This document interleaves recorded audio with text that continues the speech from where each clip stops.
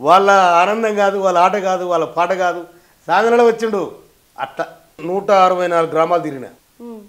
నేను పోతుంటే పైసలు నాకు అడ్డం వచ్చినాయి, నాకు ఎదురుగా వచ్చినాయి.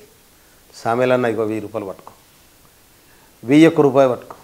సామెలన్నా 5000 ఇస్తున్నా, సామెలన్నా 10,000 ఇస్తున్నా. అగో 1,00,000 రూపాయలు ఇస్తున్నానా, 5 లక్షలు ఇస్తున్నానా. ఇట్లా దాన ధర్మం చేయొచ్చు ఆ ప్రజలు.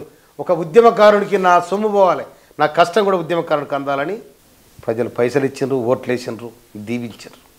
ఆ ప్రజలు కూడా అట్నే సేవ చేస్తానే. ప్రజలు నన్ను నిండుగా ఆశీర్వదించారు, డబ్బులు ఇచ్చారు, దారి చూపెట్టిండ్రు.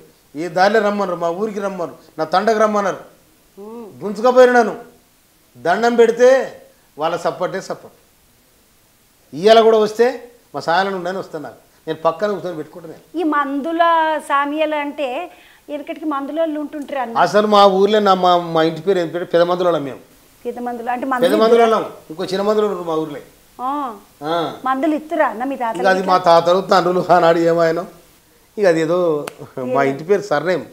అదే మన ముఖ్యమంత్రి వర్యులు నా సభకు వచ్చి వారు ఏమన్నారు, మందుల సామాన్లు మాకే మందు పెట్టిండు అనుకున్నా, కానీ మీకు కూడా మందు పెట్టిందని చెప్తున్నాను.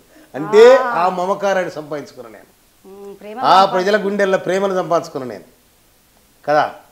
అందుకనే నాది కల్మషం లేని జీవితం, కల్మషం లేని మనసు.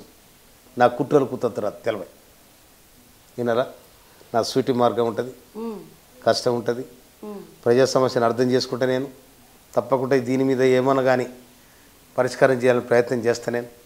నా ప్రయత్నం ఇవ్వలేకపోయినా రేపైనా సక్సెస్ అయితే నేను గాఢంగా నమ్మటం. నేను ఒక ఇష్యూ తీసుకుంటే ఈ ఇష్యూను పరిష్కరించాలని అనుకుంటున్నాను నేను. కనుక కొన్ని మా నియోజకవర్గాల సమస్యలు ఉన్నాయి, అవి కూడా ఈ 5 ఏళ్ళలో పూర్తి చేసి చిరస్మరణీయంగా మందుల సామెలరా వీడరా అన్నట్టు నేను పేరు వేసుకోవాలని నాకున్నా. నాకు ఆస్తులు సంపాదన ఇవన్నీ ఇంటి ఉంటాయి, పోతాయి. 1000 కోట్లు ఉన్నోళ్ళు ఎమ్మెల్యే అయిన వాళ్ళు అంటానా, ఎమ్మెల్యే 5 ఏళ్ళు అయ్యేసరికి దగ్గర 5,000 కోట్లు సంపాదించుకోవచ్చు. నేను ఇంకొక మాట చెప్తాను, నేను ఇట్లా గట్టిగా ఉంటుంది. నా కొట్ల పైసలు వస్తే నేను రింగ్ చేపించుకున్నాను. కొట్ల పైసలు వచ్చినాయి. వదినకి ఏమన్నా బంగారం కొనిపించిన? ఆమె కూడా కొనిపించిన. వడ్ల పైసలే. నా ప్లాట్ దందాలు తెలివై, నాకు అద్దెలో ఇద్దరు. నేను నమ్ముకున్నదే వరి, నమ్ముకున్నదే వరి. అన్న ఓడ ఎక్కినంతసేపు ఓడ మల్లన్నా, ఓడ దిగినాక బోడ మల్లన్నా అని ఒక కథ ఉంటుంది. ఓడ దిగినాక ఉత్త చేతులు వేసినవే అయిపోయా. మనం చూసినాం ఇందాక వచ్చాము, చూసిన ఎవరు రాడా, పబ్లిక్ జనం ఉన్నారా లేరా?